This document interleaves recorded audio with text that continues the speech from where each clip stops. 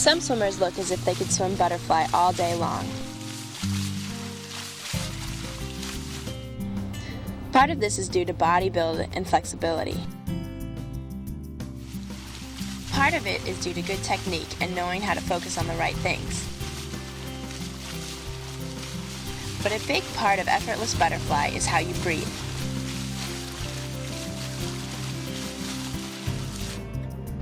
Let's slow this down and look at how and where I'm getting air. Let's look first at my eyes. Notice how I'm looking down at the water when I come up for air.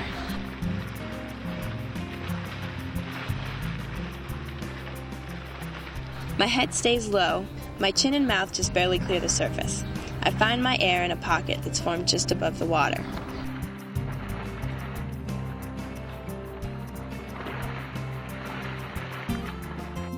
This swimmer is looking forward, toward the other end of the pool, when she comes up for air. When the head comes this high out of the water, something else has to sink, and it's usually the legs. This makes butterfly so much harder than it has to be. If you keep your head low and your eyes down when you come up for air, your hips will ride higher and your legs won't sink. Here's a side view. The breath comes here, and my hips stay near the surface.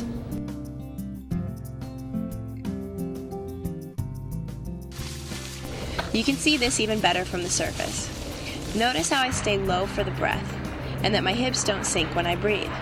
I stay in a horizontal position, and this makes it easier to finish the pull and take my second kick.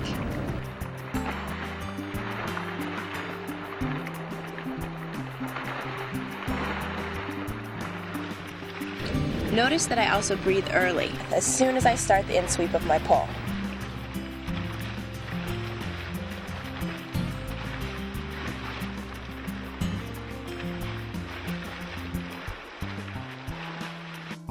This swimmer waits too long to start the breath.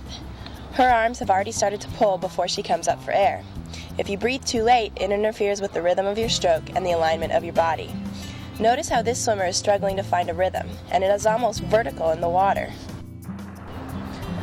By starting the breath early, you'll get a better breath and a cleaner breath. Notice here that I start the breath as soon as I start the in-sweep of my pull. One question that swimmers ask me all the time is, how often should I breathe in butterfly? What is the best pattern? My answer is that there is no answer. There are lots of breathing patterns that work. You just need to experiment and decide which one feels best to you. What counts is that you find a pattern that lets you swim without interrupting your body rhythm. In this clip, I'm breathing on every other stroke.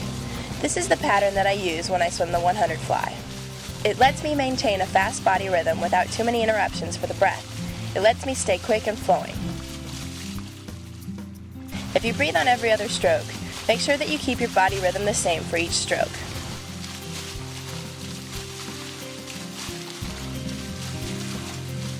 In this next clip, I'm breathing 2 up, 1 down.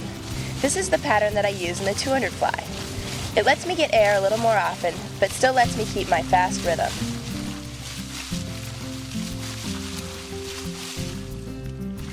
In this clip, I'm breathing every stroke.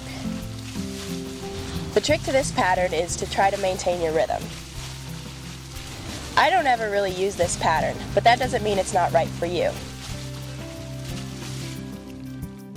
You need to experiment and work with your coach and decide which breathing pattern is best for you in each event.